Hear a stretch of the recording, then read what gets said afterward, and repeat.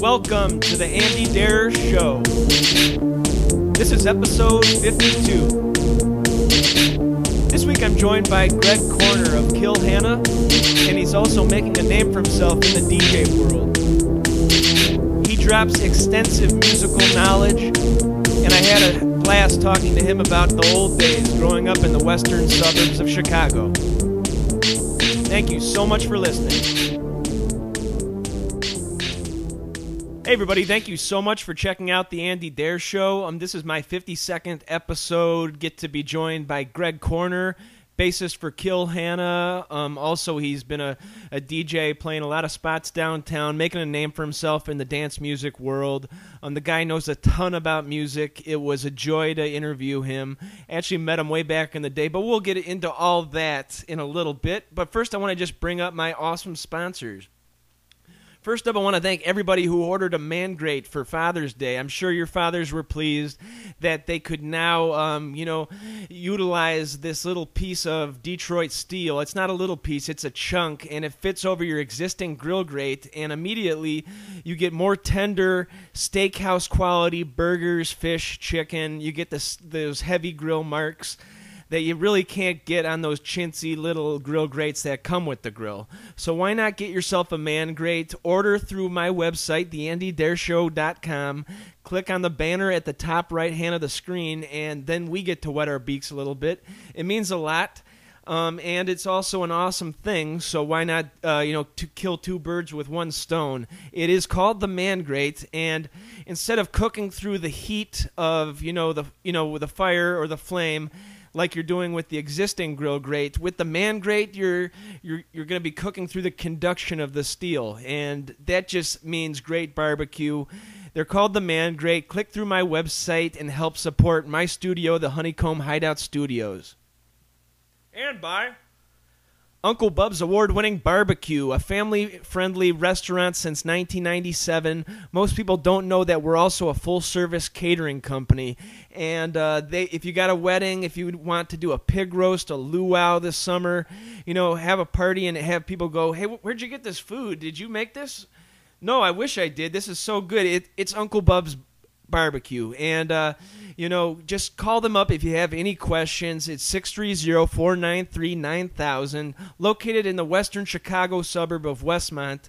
If you're in the western suburbs, do check them out. Come by one day. It's 132 South Cass, Westmont, Illinois. It's a really family-friendly restaurant. It's a great place. The real deal barbecue with smokers in the back of the restaurants. They also have smokers that can bring out to an event. They have grills. They have barbecue experts. They can come out, make sure your party goes off without a hitch.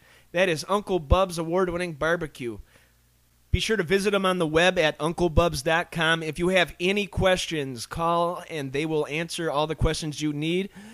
That is 630-493-9000. Once again, Uncle Bub's award-winning barbecue. And by Secondhand Mall, also in Westmont, Illinois. I'm keeping my sponsors local, and I think that's a good thing. Recently, my old record store of 28 years, Remember When Records, sold out all their inventory to a secondhand mall shop, and now you have a whole huge vinyl selection, CD selection, DVDs, games. Now you also have power tools, music instruments, all sorts of electronics, computer gear, bunch of cool stuff. Check them out. They're at 309 West Ogden Avenue in Westmont, Illinois. Give them a call. They buy, sell, trade. It is 630-810-9980, and visit them on the web at secondhandmall.com, a.k.a. 2ndhandmall.com. Tell them the Andy Dare Show sent you for specials and offers. All right, well, that about does it for the sponsors this week. What else is new in the world of Andy in the upcoming weeks? I've been doing my Kevin Matthews music segment called Talking Tunes with Andy. That's been about 9 or 10 times already, and I really want to thank Kev for the opportunity. I really love his show. That's the Kevin Matthews Show. He puts an episode out every Monday and every Friday, and the guy has been on radio for many, many years, but he's finally given in on radio and said, let's do the podcast thing. Him and Steve Dahl together, two Chicago radio legends or Midwestern legends. Subscribe to the show at Dahl.com, DAHL.com. You get the Steve Dahl Show, the Kevin Matthews Show, the James Van Osdol Show, and the Dino Show, all for the price of your morning cup of coffee. So that is Dahl.com. And that's about it. I've also got my 2011 USB drives. They've been selling pretty well. I'm going to be putting out a new one pretty soon, but you can get those at my Fiverr site. That's Fiverr.com with 2 R's, Fiverr.com/Andy Dare, ANDYDERER. And, you can get my USB drive for $5, and I will send it out to anywhere in the continental United States. That's got 30-plus hours of me yapping with awesome guests from all of last year. Every single moment, every single episode is found on that USB drive. Want to thank you so much for listening. I got a great episode this week. It's my 52nd episode. I can't believe we got this far already, but really having fun with it. Last week I got the pleasure to meet Matt Walsh over at the bookstore The Frugal Muse, right over here in Darien, Illinois. Found out it's his hometown, and he went to Hinsdale South High School. So it was really cool, really intimate setting. They did a taping of their Bear Down podcast. But the real interesting thing was seeing his whole family pretty much come out. I actually sat right next to his dad, and it was really cool seeing his dad still supporting the guy. His aunt was there, his brothers were there, and they were all supporting, buying DVDs, as was everybody else there. Everybody was laughing. It was really funny podcast. I wonder when they're going to put that up. But, that's the Bear Down podcast. Matt Walsh is an awesome guy, real funny. He started the Upright Citizens Brigade. They had a Comedy Central show, back in 98. And since then, he's done tons of TV shows and movies. I'd like to have him on the show eventually, so cross your fingers. Maybe that'll come true. But yeah, that was a really fun time. Really intimate atmosphere over there at Frugal Muse. So yeah, that's about it for this week. Really excited to introduce you to my episode 52 interview with Greg Corner.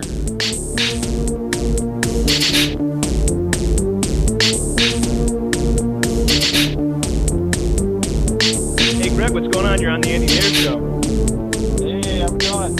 Hey, not too bad. And happy birthday while we're at it. Yeah. All right, thanks. I know.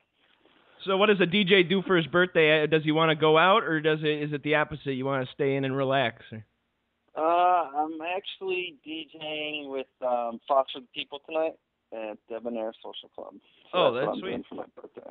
Yeah. Nice. How'd you end up meeting those guys, or how'd you work that out? Well, I've worked with Debonair since it opened, really. So I've been friends with all the owners over there. And, Foster the People are in town and playing at the Congress. So they were talking about doing an after party. I'm like, well, my birthday is on June 20th. So if you're doing one that night, I want to DJ. So you got it. Sweet, that's awesome. I mean, I haven't heard a bigger hit than Pumped Up Kicks in the last 2 years. That's been playing everywhere. I mean, those guys are definitely enjoying some success. I can't wait to hear what direction they'll take on their new album. Are you a fan of theirs too? Or? Yeah. I mean, I've liked them for a while now. I think they're one of the few rock bands that actually crossed over to top 40, last year, really. I mean, this year you had Gautier and Fun, but last year they were like, them and Neon Trees were like kind of the only bands that kind of crossed over that were rock bands. Everything else was pop or dance, Yeah, they're like a rock band that definitely respects the groove of dance music. You can remix it pretty much. Yeah. Yeah, definitely. I'd like to take it back for my listeners. You grew up in, what was it, Downers Grove or something in the western suburbs? Or? Yeah, I did. I grew up in Downers Grove. I went to high school in Downers Grove South. I think I got my first band when I was 17 or 18, playing bass. I was only playing bass for a couple of weeks and then got into a band, and I played guitar before, but it really sucked. I couldn't play chords or anything. So that's why I picked up the bass, because everyone was looking for bass players. So I got in the band. That kind of was my calling. But in the meantime, I was throwing really big parties at my mom's house. And that's kind of how I learned how to be a promoter and everything. It's funny. I watching an old video from like high school of one of my parties, and I was like 16 or 17 at the time, walking around with a walkie-talkie, and checking in with the door guy to find out what the door count was and everything. I was like 16, you know. Like, I was like, wow. That's funny. That's an obvious way to go then after being so into the promotion side of it. Is high school like where you met the guys from Kill Hannah too? Or? Oh, no, not at all. I played in a ton of bands between, you know, the ages of 18 till 23. And I got my first serious band probably when I was 19. We were called Push Daisy, and it was like a band that sounded like, I don't know, like the Soup Dragons, EMF, sure. You know, like, you know, early 90s British stuff that we all loved, Stone Roses, you know, blah, blah, blah. Acid House. But, yeah, not so much Acid House, but that's where it started. Like right after that, this was in 1993, so right after that, that's when I started getting into dance music. So I think the gateway band was kind of, I guess it might have been Jesus Jones, maybe, sadly to admit. But they were like, you know, kind of like an electronic, kind of like dance band. And then from them, I got into bands like Sunscream and like Prodigy, like, you know, before Prodigy was big. This is all like 93, you know. Sure, I remember like talking to you about like you had that Primal Scream T-shirt, the Screamadelica shirt. Not a lot of people know that album. I mean that's a game changer right there, you know. That blew my mind in high school because none of my friends were into that sort of stuff. I mean, I went to high school in 98 to 02, so that wasn't really hip, but it blew my mind, and I have total respect for that whole genre. Yeah, I got into that probably, you know, 93 too, you know, and you know, that album is just awesome because it's rock and dance together, and you know, the same thing with New Order. You know, New Order like kind of took, you know, dance music and made it rock music, and I think Primal Scream was like the extension of that, where they took the rave culture and brought it into rock music, you know? Sure, and like the thing I liked about it was that it couldn't be any more different than the scenes we had like in the grunge scene. The American scene was everybody's so earnest and so depressed and just, you know, and while that scene was good for some things, I liked the baggy, the Manchester stuff was just more about, you know, partying and having fun. You know? Yeah. I mean, it was kind of like they found ecstasy before America did, so. Yeah, pretty much decadence and you know. But I mean, I definitely liked, you know, a lot of the you know, early 90s grunge stuff, you know. I mean, Jane's Addiction was like, you know, going to the first Lollapalooza in 91 is definitely what changed my whole music direction, you know, because I was like listening to like, you know, Hair Mill and shit like that until 91, and then you know, I saw the first Lollapalooza because my brother's friends were like totally into Jane's Addiction, and I went there and saw Nine Inch Nails too, and that was just like all my music taste just totally changed after that, and you know, I got really into Pumpkins, you know, Alice in Chains. Sure. And I was never a real big Nirvana fan, but you know, a lot of that stuff. And then I felt like in like '93, that's when like kind of like rock music just became like, as soon as like Hootie and the Blowfish and like all that crap came out and they're calling it alternative, I was like, I'm out of here. Like, you know, that's Alanis Morissette. Yeah, and that's kind of like, that's when I got really into you know, dance music and British music, you know, was in that time, you know, and like I started going to raves, stuff like that, and throwing underground house parties, you know, in Chicago, like in like '95. Hey, speaking about like the Downers Grove high school scene, did you know a band called Kleenex Girl Wonder? I remember that band. I didn't know them, but I remember that band. Yeah, I actually interviewed him last year. He's a funny guy, Graham Smith. I think that was North, though, Downers Grove North. Yeah, that was North. That was a North band. All the good bands came from North. Because, like, the South was more like the jocks and, like, the metal dudes. And then North was more like, you know, the alternative kind of scene, you know? Gotcha. Huh, cool. And so I actually did a radio show in high school. And, you know, almost all 4 years. And I remember whenever I went to North and did shows, I'd get a bunch of requests for, like, Dinosaur Jr., and like Fugazi and stuff like that, and I'd Sure. play it, because they'd have the carts and everything, and I'd play it just because, I was kind of like just starting to get in everything. Sure. And then what was South recommending, like Jewel and stuff like that, or? No, that was way before Jewel. I mean, South was more, God, Joshua they were Tree. probably more towards like metal, yeah, and like U2, and then like definitely like when the grunge thing happened, like Red Hot Chili Peppers and Pearl Jam and Nirvana and all that stuff. Sure. But the first time I ever heard Pumpkins was actually in the Downers Grove South radio station. They had a cart, and it just said "I Am One" on it, and I thought it was like Alice in Chains at first when I first heard it. Billy would probably kill me if he heard me say that, but that's awesome.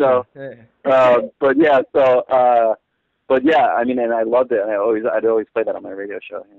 Yeah, Billy's incredible. I'm trying to get him on the show. I'm a long-time fan. I even love the new stuff, even though he did sack Chamberlain, which to me was like a huge blow because Chamberlain's probably like the most muscular drummer I've ever heard besides John Bonham. But I think these new kids, they bring back the energy of the old lineup, kind of. Yeah, I mean, here's my take on the whole thing. Like, I love Jimmy Chamberlain. I love his parts. Like, him in the studio is like untouchable. However, live, he always sped everything up and changed the songs so much that I just wanted to hear them how they were on the record. Okay. And now they're doing that. Like, Mikey, the new drummer, is so awesome.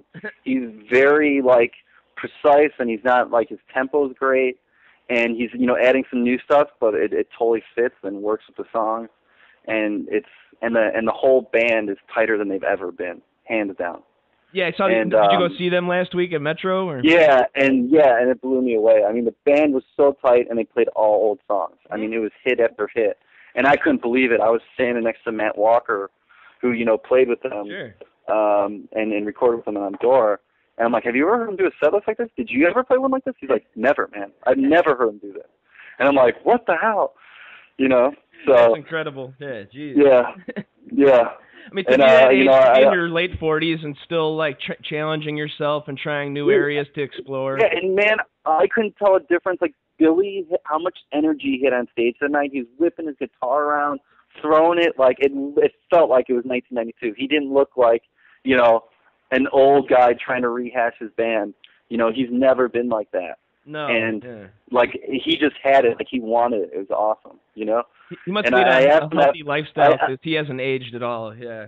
Yeah, yeah. And for the first time I went, I went backstage and talked to the whole band afterwards.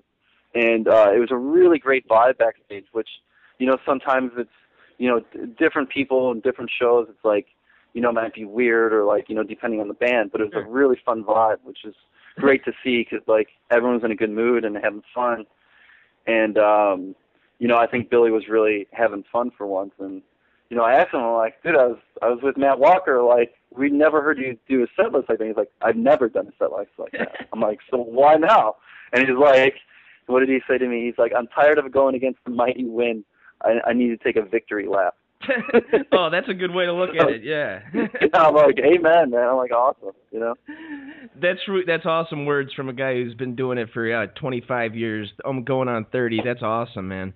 Yeah. Going back to like the high school days, I have a weird story of how I met you. Me and my good friend, I had like a little Serbian chubby friend that we were kind of a little bit outcast at high school, but we were into music too. And we would ride our bikes because none of our parents were willing to give us a ride anywhere. We would ride our bikes all the way up to Circuit City on Butterfield Road, where we met Mr. Greg Corner in about '98, I think. Remember those days? It must have been '97, I think, because I think I left there in '98. That was funny though, because we would always ask you about good bands and stuff, and you liked our ideas because we were probably 11 or 12, and you'd give us some good recommendations, and you recommended one, Kill Hannah, and we supported obviously, and we became fans back then. And you even gave us like recommendations on how to go about playing in our band. We had one guy that we were using because of his instruments and his money and all that. And you told us not to go with that because you can't fake the funk really. Even if the guy's got great instruments, if you're not really friends, then that's not really the point of having a band. So. Yeah. You probably have no recollection of that, but I'm sure you remember No, trying, but I trying mean to that's get. like Yeah. that's what I miss, man. I'm glad I was part of that, and you know, even if it wasn't a corporate level, but the whole music store culture, you know, like the record store culture, where you go to a record store and you see a guy and he's cool, and like, you know, you ask him what kind of music he's into, and he gives you suggestions. You know, I mean, I used to do that. I used to go to Music Warehouse. I used to ride my bike to Music Warehouse almost every week, and sometimes multiple times, you know, in a week, and buy stuff. And a lot of it was just talking to the record store guys, and like then turn me on to new stuff, you know. Yeah, that place was huge for me. I loved it. That went out of business in '03. And Remember When Records was my record store. I pretty much grew up going there with my dad, and then I worked there 3 years after high school. And they just closed their doors last year. The guy just retired, but he sold all the vinyl and all the inventory out to a secondhand mall. So now it's kind of they still it's in the same store, so it's still got that same relaxed environment, same like good time So feel. where's Remember When, downtown Naperville, or is that downtown Downers Grove? No, that was Westmont. It's actually right on Ogden Avenue. It was like towards kind of like Maine and Ogden for a while. Then it kept going to the east, and then it settled at like kind of by Dominic's on Ogden, stuff like that, like Las Palmas restaurant. Yeah.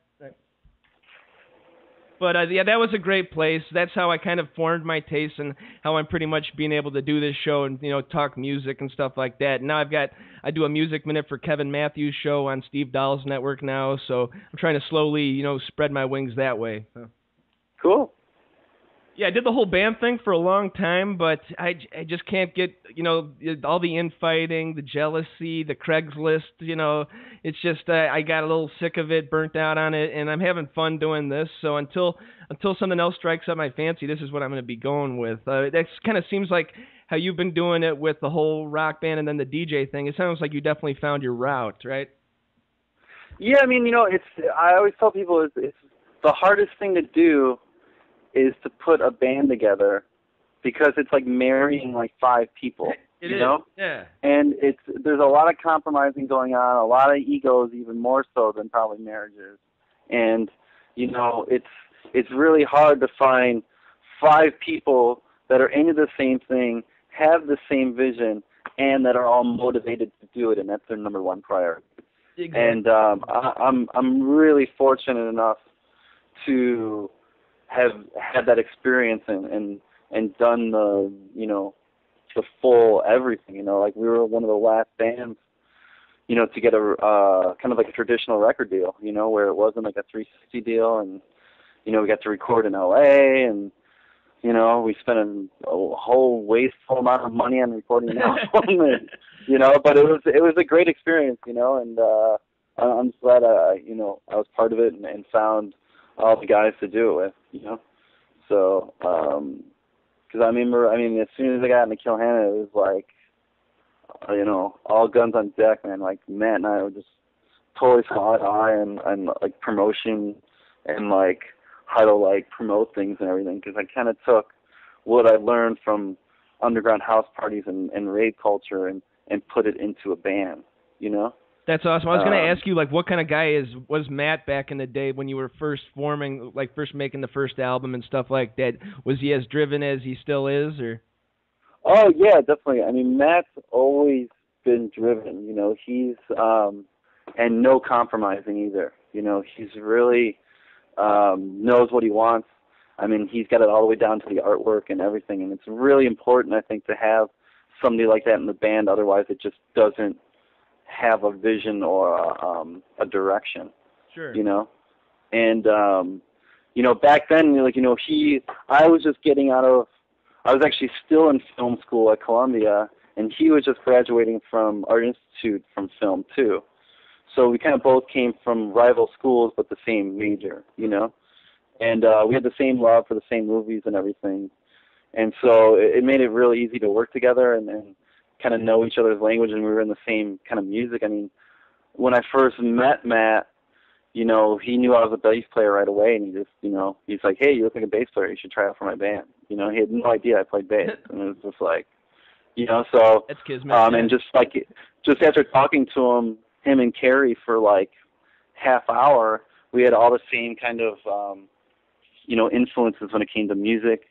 you know, we both loved New Order and Depeche Mode and The Cure, and like, you know, and then like the movies were all the same, and you know, they asked me basically to play a show without even hearing me play, you know. Nice. Just based on my, you know, influences and kind of who I was as a person. And then once I, you know, started playing shows with them, then it was like, you know, okay, well, how do we make this bigger, you know? So, you know, and this is before kind of like, you know, internet, you know, it's like, you know, before there was social networking and everything, Kill Hannah was kind of a social network, you know, like like-minded people would come to our shows to meet and talk to each other.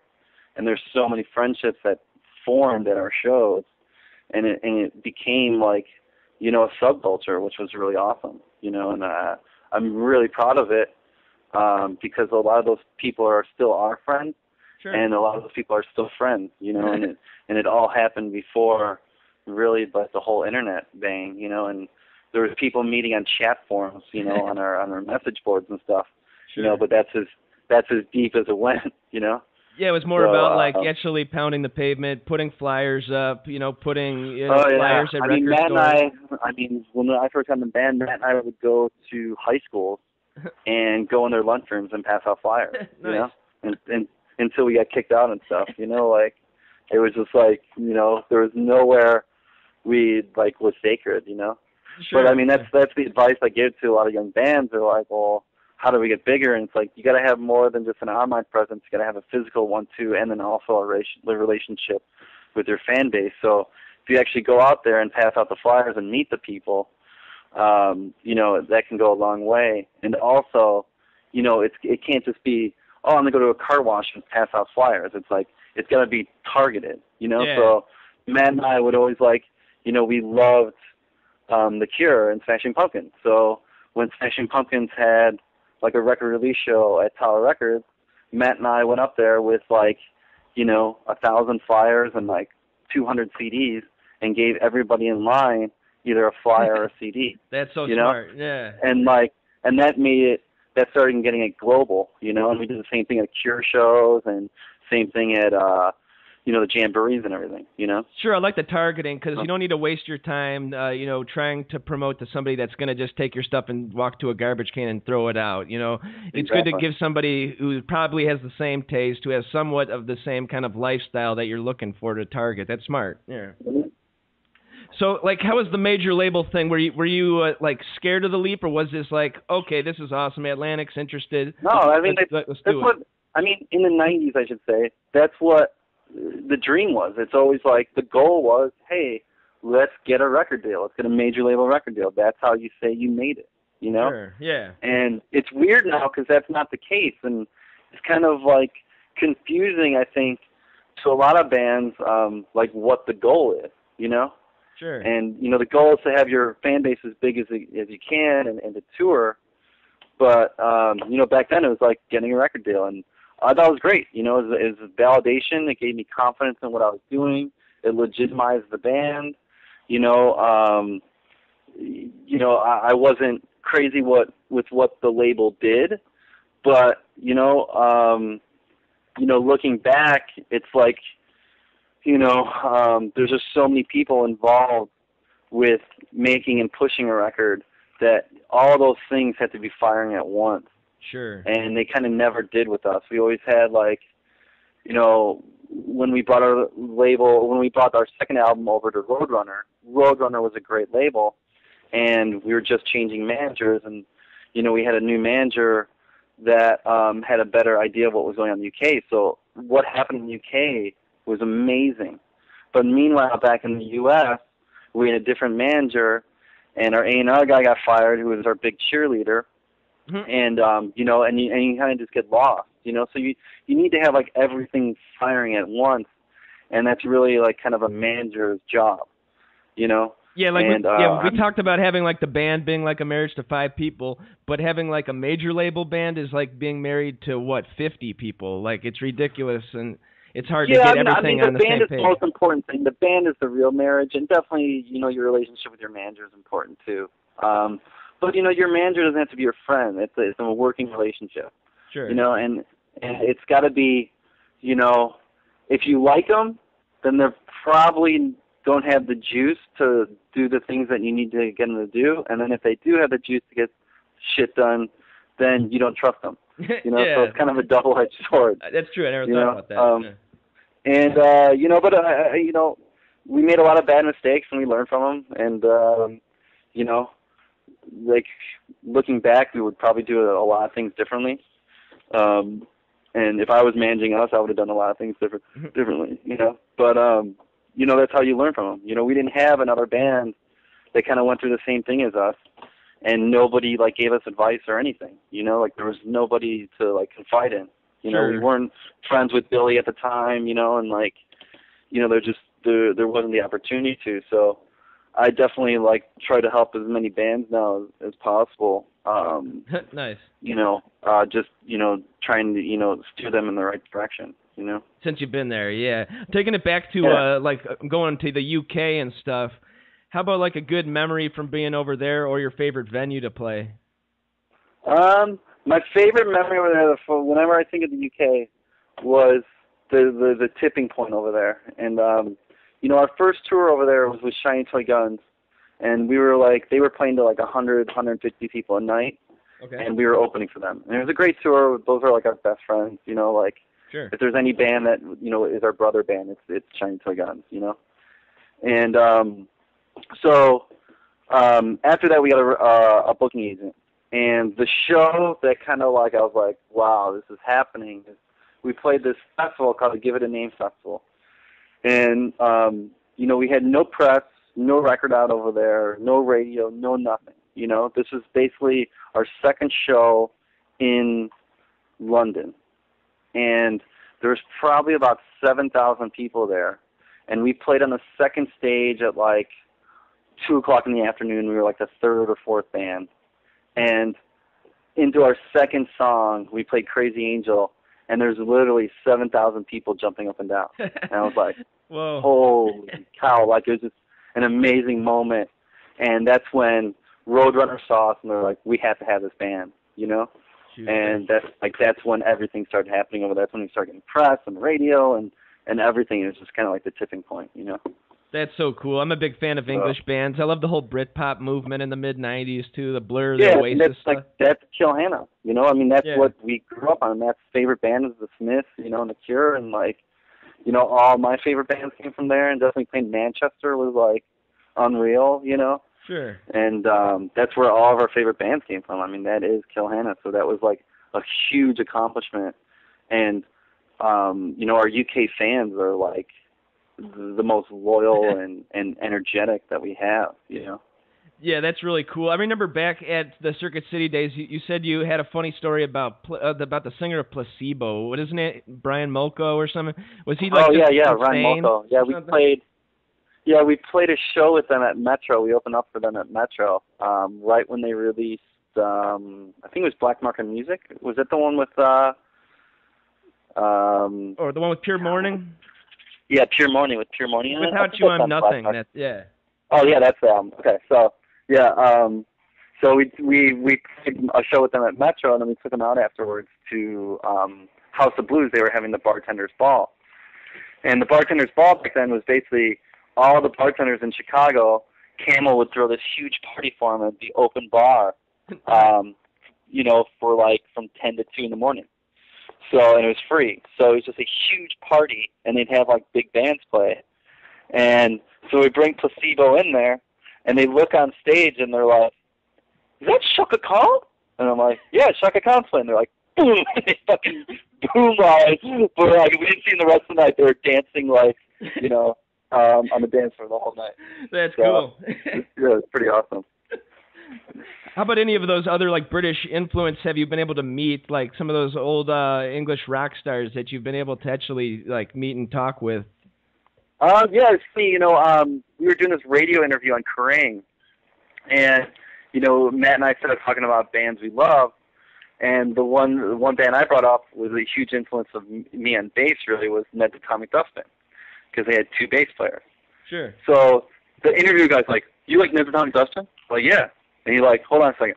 And this is while we're doing the interview, you know? Yeah. Okay. And he calls up, and he puts the singer on the phone, and he's like, "You'll never believe this. I'm on the phone with these guys, and they just dropped Next Atomic Dustbin. And the guy's like, oh, no way, what band? And then he's like, Kill Hannah. I'm like, oh. So I guess his daughter was a fan of ours. And we got to talk to him a while, and like we were just like, Matt and I were just spewing out everything, like all the B-sides and all this stuff, and he was like blown away that American band was like, he had this much impact on an American band, That's funny. That's one of those like. But I never got to meet him. He was supposed to come to our show in Wolverhampton, I think, because that's where he lives, and we never got to meet him. So they're kind of in that like same genre as like Pop Will Eat Itself. You were always talking about them back in the day. Yeah, that's a huge band for me. I felt they were like totally underrated. They were like kind of like the British Beastie Boys, and kind of that was definitely that's the second band I really got into is Jesus Jones and then Pop Will Eat Itself. And Pop Will Eat Itself led me to Prodigy. Nice. And that's how I got into all that stuff. So they got like lost in they got lost in the slipstream a little bit, but then they got signed with Reznor's label. And see how they didn't become huge rock stars after that. I don't know. Yeah, I think their sound was definitely ahead of their time. Sure. And when you think about it, like Prodigy didn't break until '97. And they had put out their last record in '93. So they're kind of ahead of their time. Yeah. Yeah, and Clint went on to do all the scoring for what's his name? Kid Pie and The Fountain and Requiem for a Dream. Oh, I know what you're talking about. Okay. God, that director, I love him. He's like one of my Darren Aronofsky. Okay. So he's like his right-hand guy, Oh, I didn't even know that. Huh. Cool. Yeah, like he does all the music for them, for all of his movies usually. All right, cool. Yeah, I've only got a couple more things to ask you. How about, I'm sure you get asked this in every interview, but how was it DJing for Mr. Barack Obama, President Barack Obama? It was awesome. It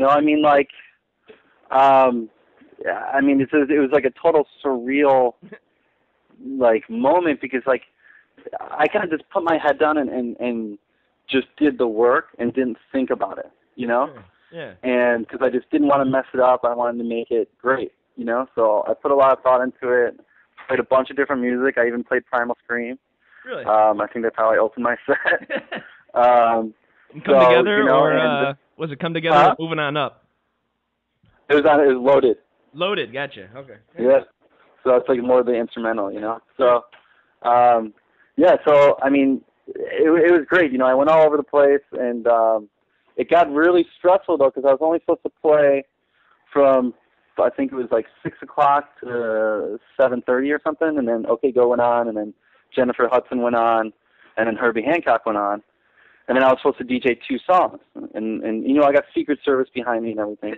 Weird. And they're like, you can only play 2 songs. These are the 2 songs you're going to play. You're going to play Stevie Wonder Happy Birthday and Sweet Home Chicago. I'm like, awesome, cool. Totally can do that. So I play those 2, and then they're like, don't play anything after that, no matter what anyone tells you. And I'm like, okay. So I play those 2 songs, and there's like I look at the sound booth, and thank God I'm in a band and I know where the sound's coming from and everything. Sure. So I know who to look at to get direction. Otherwise, people would be totally lost. And I look over to them, and they kind of give me the signal to keep going, keep going. And I'm like, oh man. So all the songs I had to submit, so they get cleared and everything. And so I didn't have any songs on. So it's just like, oh my God, what am I gonna play next? I'm like, Born in the USA, because that was around the whole time that all the Republicans were giving him crap that he wasn't from he was a U.S. born citizen. Sure, that's hilarious. So I played Born in the USA, and then they're like, keep going, and I'm like, oh my God, And I always wanted to play. I went to when Barack Obama got elected. I was in Grant Park. I was lucky enough to have a ticket for the Grant Park rally. And it wasn't the inauguration, but kind of like the winning ceremony or whatever. Yeah. And I'm like, God, it would be so great to hear Pride by U2 right now. Sure. And so I played that one next. And they're like, keep going, and I'm like, oh my God. So I think I went into Revolution by the Beatles, and I'm like, well, I hope they don't get pissed. and then finally, he came on stage. So I was like, oh, thank God. Thank God. And then, I get whisked down backstage, and then I'm huddled with OK Go, which I'm kind of friends with, and like Jennifer Hudson, Herbie Hancock, and Rahm Emanuel, and we're all like sitting there like, what's going on? What are we doing? Do we go on stage? What are we doing? They're like, go on stage, go on stage. So we go on stage, and I'm just like standing there, at Aragon Ballroom, and like, we start singing Happy Birthday to him, and the president comes out and shakes our hands and everything, and then, he gave me a shot on stage, which I sample sometimes for my DJ sets.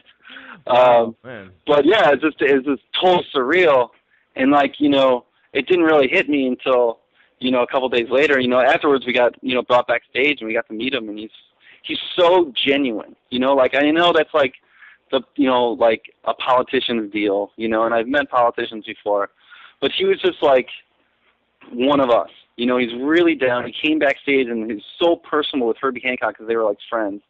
The way he interacted with Rahm was like seeing fraternity brothers together.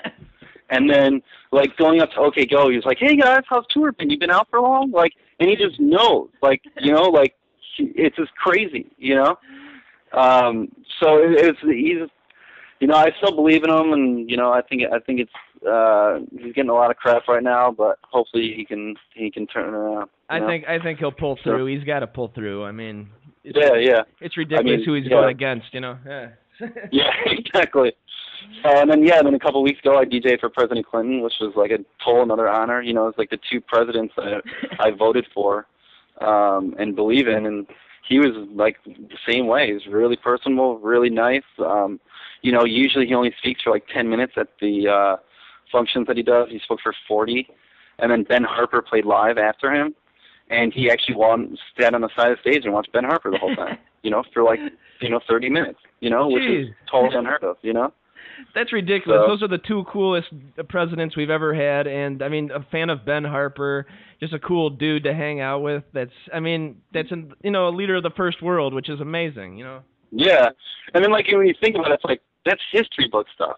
Like Barack Obama was the first black president. It's like it's just like it still doesn't register to me, and it's like still surreal. It's like Forrest Gump and the footage of Kennedy, sitting in the background with Kennedy there. It's going to be the same thing in 30 years when you tell your grandkids about that. I mean, yeah, ridiculous moment, but I think that pretty much wraps it up. I got one more. Kill Hannah. I heard they're back in the studio. Are we looking for a new record maybe next year or? We've all been writing separately, and it's, we've kind of taken some time apart, just to, like, work on our own lives, because it's, like, like I said, we just had our heads down and just working our asses off for, touring for so long that we kind of really got burnt out and forgot why we're making music in the first place. Sure. And I think we're trying to still find that again, and all of us are kind of on different pages, I think Matt moving to New York is actually really good for him, and I think he's starting to get influenced by a lot of new things. And I think the record's taking longer than we all anticipated, just because we don't want to put out just another Kill Hannah record, and we really want to make something more for us, and not so much for our fans, because we could put out another Kill Hannah record that our fans would love, but we want to put out something that means something to us, because if we're going to sacrifice, our lives basically to tour and not make any money, and we got to love the music, So exactly. I think that it's really hard for all of us to get on the same page and what we, are into and what we want to do, Have you ever thought about bringing in like a new producer in just to like change things up or something? Yeah, the only problem with that is you just can't afford it. It's like even if we had a major label behind us, they still can't afford a big major label producer for a rock band, because rock bands don't sell records anymore. So it's they very can't true. Yeah. They can't rationalize putting all that money behind the band. So I mean, you're lucky if you get $20,000 to make a record for, and Sure. Our first album, I think, was like $500,000 or something, I got a recommendation. How about taking it to Steve Albini over at Electrical, and it won't take any points. Right? I love Albini. I love Albini. I mean, the drums on Meantime that he recorded for Helmet were like my favorite ever, you know? But, I mean, I think the thing with Albini is he only puts effort into it if he likes it. And I don't think he'd like Kill Hannah. So, you know, but I mean, I love him as a producer. We're actually talking with Sean Bevan, who produced our first record for Never Never, about working with him again. Oh, sweet. So, you know, Matt's got like 30 demos. I got like 5. Dan's got a couple. You know, so we're all kind of like, you know, trying to get it done and trying to get it on the same page, you know. Cool. Yeah, it takes time. But it's kind of taking longer than normal. But we're excited. We're playing the Wicker Park Fest July 28th in Chicago.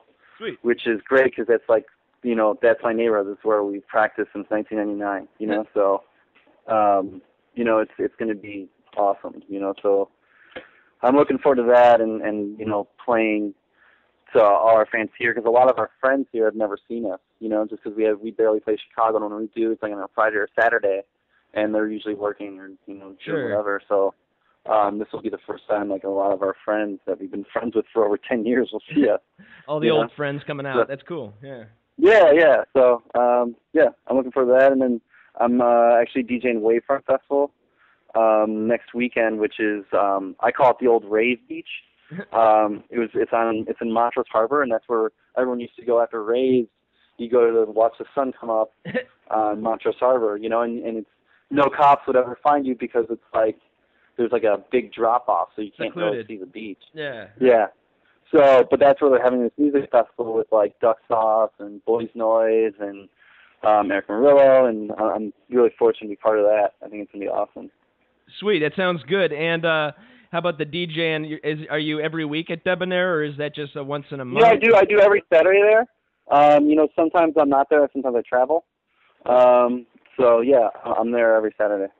Awesome. And how about if my fans want to talk to you on Twitter? What's your Twitter handle? It's just at Greg Corner, just cool. GREG and then CORNER. And how about Kill Hannah? I have a website now too, which is greg-corner.com. Greg-corner.com. Cool. Yeah, so you can always find out like what events I'm producing in Chicago and like where I'm DJing and everything. Awesome, man. Sounds totally good. Truly inspirational. You know, the kid riding his bike to the Music Warehouse, DJing for Obama, shaking his hand. That's awesome, man. Totally cool. So yeah, any last words, Greg? God, I guess I don't know. I guess I would not recommend anyone getting into the music business unless they love music, because like that's the only way you'll be happy, because you know there's not a lot of money in it, and you gotta love what you do. Gotta love what you do. I love that, man. So yeah, on behalf of Greg Corner, this is Andy Dare signing off for the Andy Dare Show. Be sure to follow Andy on Twitter. That's at Andy Derer, ANDYDERER. And like our show on Facebook. That's Facebook.com/The Andy Derer Show.